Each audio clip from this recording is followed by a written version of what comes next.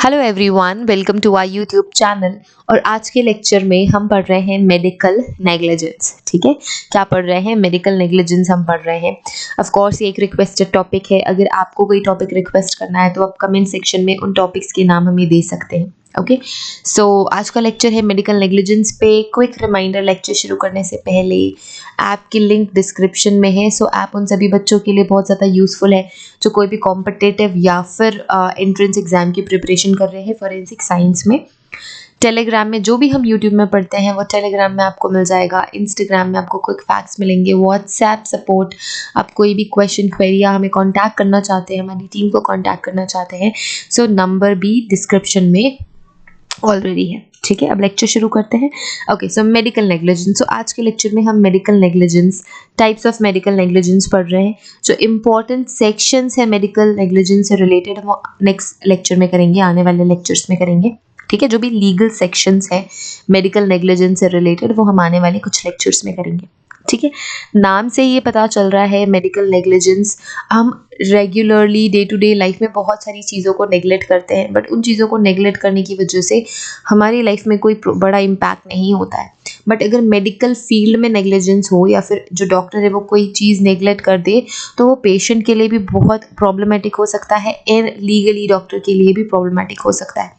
सो medical negligence, already आपको idea लग गया है कि मेडिकल नेग्लिजेंस क्या है। अगर मेडिकल फील्ड से रिलेटेड किसी भी पर्सन ने कोई चीज़ नेग्लेक्ट करी है या नेग्लिजेंस किया है जिसकी वजह से पेशेंट को सफ़र करना पड़ा तो वो कहलाता है मेडिकल नेग्लिजेंस।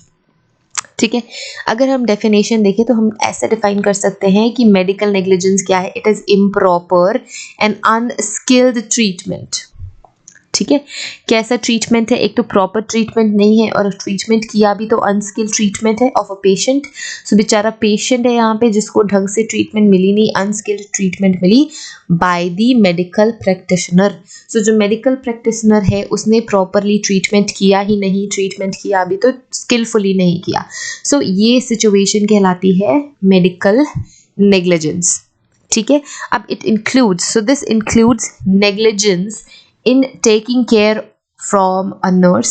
अगर नर्स ने प्रॉपरली ख्याल नहीं रखा, फिजिशियन ने नेग्लिजेंस किया, सर्जन ने नेग्लिजेंस किया, फार्मासिस्ट ने नेग्लिजेंस किया और एनी अदर मेडिकल प्रैक्टिशनर या कोई भी दूसरा और जो मेडिकल फील्ड से रिलेटेड है या मेडिकल प्रैक्टिशनर है, अगर उन्होंने नेग्लिजेंस किया या फिर ख्याल नहीं रखा उस पेशेंट का तो ये भी मेडिकल नेग्लिजेंस के अंदर ही आएगा।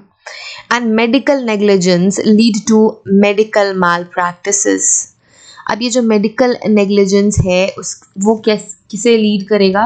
और we can say that it leads to medical malpractices। ठीक है, medical malpractices को लीड करता है, मतलब ये बाद में जाके medical practices medical malpractices में कन्वर्ट हो जाएगा। ठीक है, where the victim suffers some sort of injury from the treatment given by a doctor। So वो जो बेचारा victim है वो ज़्यादा सफ़र कर रहा है ट्रीटमेंट की वजह से, अपनी इंजरी की वजह से नहीं। ट्रीटमेंट की वजह से ज़्यादा उसे सफ़र करना पड़ रहा है एज़ कम्पेयर टू उसका प्रॉब्लम, उसकी बीमारी। ठीक है, so any other medical practitioner और हेल्थ केयर प्रोफेशनल, सो वो डॉक्टर हो सकता है, ठीक है, वो डॉक्टर हो सकता है, कोई भी मेडिकल प्रैक्टिशनर हो सकता है या कोई भी हेल्थ केयर प्रोफेशनल हो सकता है। मेडिकल फील्ड से रिलेटेड कोई भी पर्सन जिसने ट्रीटमेंट की है तो उस ट्रीटमेंट की वजह से अगर उसे सफ़र करना पड़ रहा है तो वो मेडिकल नेग्लिजेंस में आ जाएगा। ठीक है, हम दो तरीके के मेडिकल नेग्लिजेंस देखेंगे अभी आगे आने वाली स्लाइड्स में। बट आप ये कह सकते हो कि अगर ट्रीटमेंट की है डॉक्टर ने और ट्रीटमेंट की वजह से ज़्यादा बड़ी प्रॉब्लम हो गई एंड देन उसे ज़्यादा सफ़र करना पड़ रहा है उस ट्रीटमेंट की वजह से rather than the actual disease, disorder या कोई भी बीमारी। ठीक है, सो वो कहलाएगी मेडिकल नेग्लिजेंस। वो मेडिकल नेग्लिजेंस, अब कुछ एग्जाम्पल्स अगर हम देखें मेडिकल नेग्लिजेंस की कि कब हम कहेंगे कि मेडिकल नेग्लिजेंस हो रहा है या फिर एग्जाम्पल्स क्या है। सो पहला एग्जाम्पल आप ये कह सकते हो कि improper administration of medicines. Improper administration of medicines. ठीक है, अगर प्रॉपरली एडमिनिस्टर नहीं किया गया मेडिसिन्स को, ठीक है, वो कोई भी मेडिसिन हो सकती है, अगर उसे प्रॉपरली एडमिनिस्ट्रेट किया नहीं गया, उसकी वजह से कोई इंजरी या कोई प्रॉब्लम या फिर कोई हेल्थ इश्यूज हो रहे हैं तो वो मेडिकल नेग्लिजेंस में आएगा। ठीक है, क्योंकि प्रॉपरली मेडिसिन को एडमिनिस्टर नहीं किया। हाँ, ठीक है, मुझे या फिर रॉन्ग मेडिसिन एडमिनिस्टर कर दी, right. So wrong medicine administer कर दी तो भी वो मेडिकल मेडिकल माल प्रैक्टिसेस या फिर मेडिकल नेग्लिजेंस में आएगा। अगर मैं डायबिटिक नहीं हूँ, मुझे डायबिटीज़ की मेडिसिन दे दी तो वो मेडिकल नेग्लिजेंस में आएगा। अगर मैं डायबिटिक हूँ पर फिर भी मुझे और खूब सारी ग्लूकोज लगा दी एंड मेरे बॉडी में तो ऑलरेडी सारा मैसअप हुआ है, ग्लूकोज का शॉर्टेज, लाइक ग्लूकोज को सॉर्ट करना तो हो ही नहीं रहा बॉडी से एंड ऊपर से और हम ग्लूकोज बॉडी में इंक्लूड कर रहे हैं, सो ये भी मेडिकल नेग्लिजेंस में आ जाएगा। सो ये हो गया इम्प्रॉपर एडमिनिस्ट्रेशन या फिर रॉन्ग एडमिनिस्ट्रेशन ऑफ मेडिसिन, ठीक है। नेक्स्ट हो गया परफॉर्मिंग द रॉन्ग और इनएप्रोप्रिएट टाइप ऑफ सर्जरी। या तो सर्जरी ही गलत कर दी, ठीक है, या तो फिर इनएप्रोप्रिएट टाइप ऑफ सर्जरी कर दी। या तो पूरी की पूरी सर्जरी गलत है, अगर सही सर्जरी भी करी तो वो सही से नहीं करी बिकॉज ऑफ एनी नेग्लिजेंस, कुछ नेग्लेक्ट करने की वजह से अगर सर्जरी इनएप्रोप्रिएट हो गई तो वो मेडिकल नेग्लिजेंस में आएगा, ठीक है। मुझे किसी सर्जरी की ज़रूरत है ही नहीं पर फिर भी सर्जरी कर दी, सर्जरी की तो ढंग से नहीं की, सो ये मेडिकल नेग्लिजेंस में आ जाएगा। सो मैं कुछ एग्जांपल्स देती हूँ जो मेरी फैमिली या मेरे फ्रेंड्स के फैमिलीज़ में हुई है। बहुत सारे ऐसे केसेस है जो जिनमें मेडिकल नेग्लिजेंस रहा है। सो मेरे डैड के एक फ्रेंड है, जो फ्रेंड होते थे, लाइक हैं अभी भी, बट वो डॉक्टर के पास गए बिकॉज उन्हें थोड़ा ठीक नहीं लग रहा था, अनईजी लग रहा था कुछ दिनों से। तो डॉक्टर ने उन्हें कहा कि भाई आपके तो ब्लॉकेज हो गई है, ठीक है, सो बाद में आपको हार्ट अटैक आ सकता है तो आप एंजियोप्लास्टी करा लो, ठीक है। सो उनको ऐसा लगा कि हार्ट अटैक तक क्यों पहुंचना, एंजियोप्लास्टी करा ही लेनी चाहिए। तो सबसे पहले क्या किया, जो डॉक्टर था, जो उसने मेडिकल एडवाइस गलत दी। जो थर्ड हमारा टॉपिक है, देखो, not giving proper medical advice. So उन्होंने पहली तो मेडिकल एडवाइस गलत दी, उन्होंने उन्हें इस वे से प्रेजेंट किया इस प्रॉब्लम को कि उन्हें कभी भी हार्ट अटैक आ सकता है क्योंकि उनके कुछ एक नर्व्स बोला मैंने, कुछ एक वेन्स में ब्लॉकेज हो गई है। सो मेडिकल एडवाइस गलत दी जिससे वो ऑलरेडी डर गए एंड देन उन्हें ऐसा लगा कि एंजियोप्लास्टी करा लेनी चाहिए। तो पहली तो यहाँ पे मेडिकल एडवाइस गलत दी। सेकेंड, उनके साथ क्या किया, प्रॉपरली मेडिसिन एडमिनिस्टर भी नहीं करी। सो आई थिंक जो ब्लड थिनर्स है उन्होंने प्रॉपर वे से उनके बॉडी में या फिर amount of that medical like blood thinners. So angioplasty में क्या होता है कि कुछ बच्चे मेडिकल फील्ड के होंगे जो ये वीडियो देख रहे होंगे, कुछ ऐसे बच्चे होंगे जो फॉरेंसिक फील्ड के होंगे जो सिर्फ और सिर्फ फॉरेंसिक मेडिसिन पढ़ रहे हैं, ठीक है। सो क्या होता है कि एंजियोप्लास्टी में doctors they use blood thinners. So अगर उनका अमाउंट ज़्यादा हो गया तो ब्लड ज़्यादा थिन हो जाएगा and we don't like want that thing. So यहाँ पे कुछ प्रॉब्लम हुई डॉक्टर्स की साइड से जिसकी वजह से उन जो सर्जरी है, जो एंजियोप्लास्टी है, इट वेंट रॉन्ग एंड इसकी वजह से इन दिन फिर उन्हें ट्रांसफ़र किया गया, शिफ्ट किया गया एंड देन उसके बाद फिर बहुत मुश्किल से उन्हें बचाया गया एंड देन उनकी जो पूरी बॉडी है वो पैरालाइज हो गई थी एंड देन इवन अभी भी दैट अंकल इज़ पैरालाइज्ड। सो यहाँ पे बहुत सारी चीज़ें हुई हैं। एक तो सबसे पहले मेडिकल एडवाइस गलत हुई है, प्रॉपरली मेडिसिन एडमिनिस्टर ही नहीं हुई है।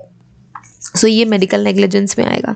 ये मेडिकल नेग्लिजेंस के अंदर आएगा कि उन्हें प्रॉपरली एडवाइस नहीं किया गया, उन्हें प्रॉपरली मेडिसिन एडमिनिस्टर नहीं किया गया जिसकी वजह से उन्हें ज़्यादा बड़ी इंजरी देखनी पड़ी एंड ही स्टिल सफरिंग, अभी भी ही इज़ सफरिंग ना। सो अगर एंजियोप्लास्टी नहीं कराई होती उन्होंने तो कुछ टाइम के बाद प्रॉब्लम क्रिएट होती, but that time he was all fine, बस he was feeling little uneasy and all that and suddenly all things happened. So इस वजह से ही हम मेडिकल नेग्लिजेंस पढ़ रहे हैं क्योंकि मेडिकल नेग्लिजेंस होते हैं, इंटेंशनली हो जाते हैं, अनइंटेंशनली हो जाते हैं because of negligence of course. कुछ डॉक्टर्स ऐसे हैं जो प्रोफेशनल जो मॉनिटरी गेन के लिए, पैसों के लिए they perform wrong surgeries and all that, so वो भी मेडिकल नेग्लिजेंस में आ जाएगा। It's an offence of course. ये सारी चीज़ें तो एकदम स्ट्रिक्ट ऑफेंस में आती हैं, बट ये सारी चीज़ें जो अभी हमने पढ़ी, प्रॉपर मेडिकल एडवाइस नहीं देना और इनअप्रोप्रिएट या फिर रॉन्ग सर्जरी कर देना, मेडिसिन प्रॉपरली एडमिनिस्टर नहीं करना, ये सारे के सारे मेडिकल नेग्लिजेंस में, ठीक है। Leaving any foreign object in the body. So आपने न्यूज़ में सुना होगा कि उस डॉक्टर ने ये सारी चीज़ ऑलरेडी सर्जरी करी तो अंदर ही रख दी, अंदर ही छोड़ दी, तो पेट में ही रह गया। सो कुछ कहते हैं कि सिजर ही पेट में छोड़ दी, कुछ कहते हैं कि उनके जो ग्लव्स थे वो उन्होंने छोड़ दिए, कुछ भी चीज़ सर्जरी के दौरान उन्होंने अंदर ही वापस रख के वापस पैक कर दिया सारा का सारा। तो ये मेडिकल नेग्लिजेंस में ही आएगा ये सारी चीज़ें मेडिकल नेग्लिजेंस में आएगी। इसके अलावा इम्प्रॉपर सर्जरी और रॉन्ग सर्जरी की अगर मैं बात करूँ तो अगेन माई कज़िन नानी, she is no more, but what I personally feel कि मेडिकल नेग्लिजेंस हुआ था। सो जो डॉक्टर्स हैं दे उन्होंने सर्जरी करी ट्यूमर की, बट उन्होंने ये नहीं प्रॉपरली चेक किया कि जो ट्यूमर है वो कैंसरस है या नहीं है, एंड देन जस्ट सर्जरी कर दी। फिर कीमो नहीं किया क्योंकि उन्होंने बोला कि कैंसरस नहीं है, एंड देन फिर पता चला कि दैट ट्यूमर वाज कैंसरस, फिर से ट्यूमर हो गया, एंड उस बीच में इतना टाइम निकला कि सिचुएशन और बिगड़ गई, and then she is no more right now. So ये सारी भी मेडिकल नेग्लिजेंस के ही अंदर, ये सारे भी मेडिकल नेग्लिजेंस के अंदर आएंगे। ओके, सो दिस केस जो कि मैंने बोला कि प्रॉपरली उन्होंने ट्रीट नहीं किया, तो वो मेडिकल नेग्लिजेंस के अंदर नहीं आया। ठीक है, उन्होंने करा ऑपरेशन किया, बट उन्होंने ये नहीं चेक किया कि वो ट्यूमर कैंसरस है या नहीं है। सो उसे हम मेडिकल नेग्लिजेंस की कैटेगरी में नहीं रख पाएंगे। क्यों नहीं रख पाएंगे मैं आगे बताती हूँ, बट ये सारी सिचुएशंस, ये जो अभी हमने डिस्कस करी, ये एग्जाम्पल है आपके मेडिकल नेग्लिजेंस के।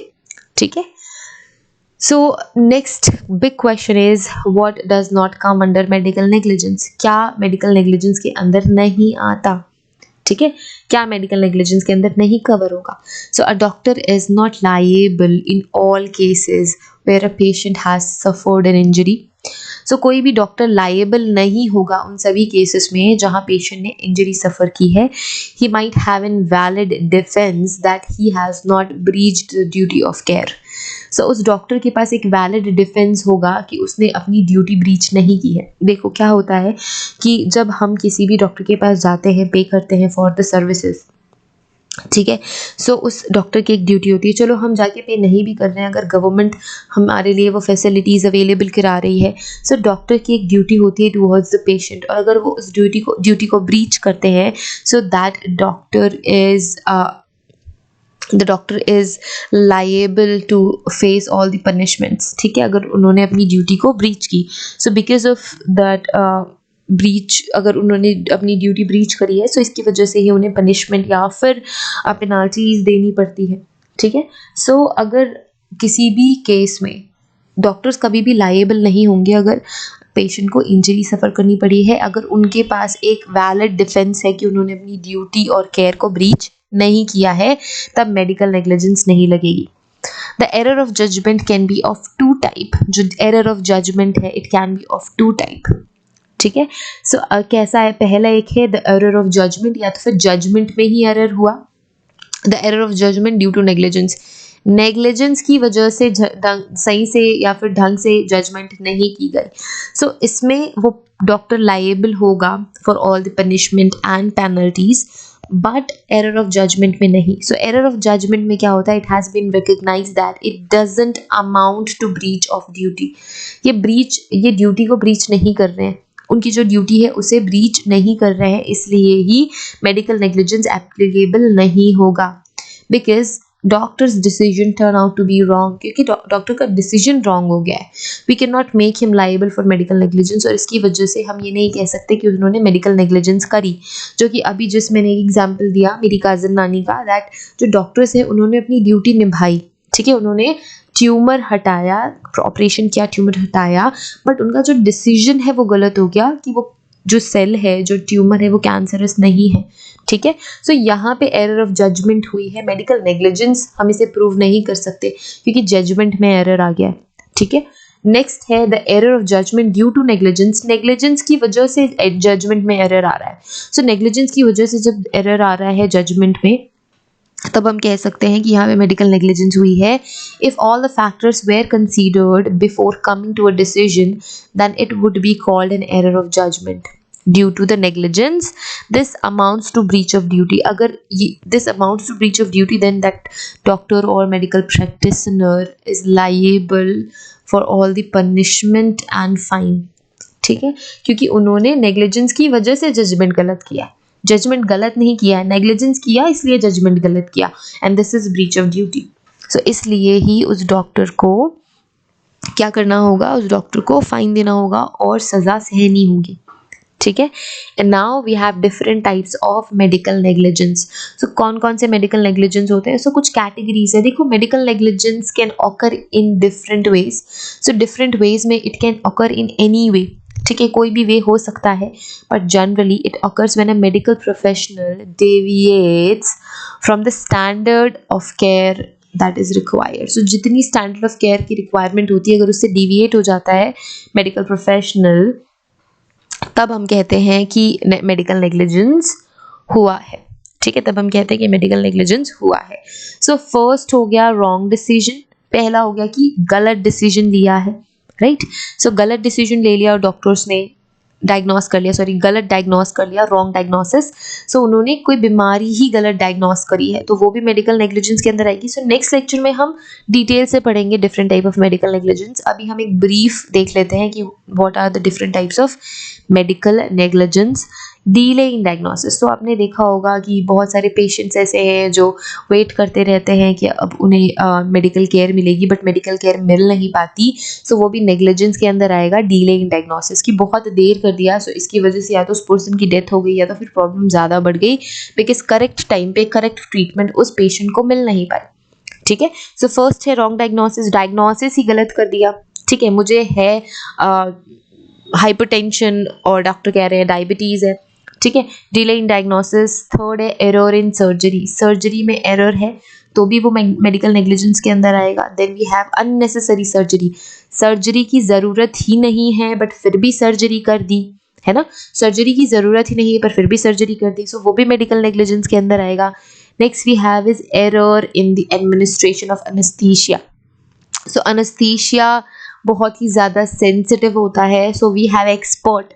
जब भी एनेस्थीसिया देना होता है तो हमारे पास एक्सपर्ट्स होते हैं जो एनेस्थीसिया एडमिनिस्टर करते हैं, एंड इसमें कोई भी एरर आ गया तो it can lead to very severe and serious situations, ठीक है, कोमा डेथ तक आराम से हो सकता है। सो इसीलिए ही हम एनेस्थीसिया सिर्फ और सिर्फ एक्सपर्ट्स के गाइडेंस में एडमिनिस्टर करते हैं, या फिर वो एक्सपर्ट्स ही एडमिनिस्टर करते हैं एनेस्थीसिया एक प्रॉपर अमाउंट में, एंड प्रॉपर वो डिफरेंट अमाउंट डिफरेंट प्रॉब्लम्स के अकॉर्डिंग होता है। सो अगर उसमें कोई एरर हो गया एडमिनिस्ट्रेशन ऑफ एनेस्थीसिया, तो वो भी सीरियस मेडिकल नेग्लिजेंस में आएगा। Next we have child birth and labour malpractices. So कोई भी माल प्रैक्टिसेस जो कि चाइल्ड बर्थ एंड लेबर से है, सो वो सारा कुछ medical negligence child birth and labour malpractices में आ जाएगा। सो कई सारे ऐसे आपने सुना होगा मासी चाची और ऐसे अपने relatives in like family discussion groups में कि उन डॉक्टर ने तो ज़बरदस्ती ही ऑपरेशन कर दिया, एंड अगर if that women is capable enough to push out the baby but still few doctors want to perform surgery and all that, so ये सारा कुछ child birth and labour malpractices में आ जाएगा।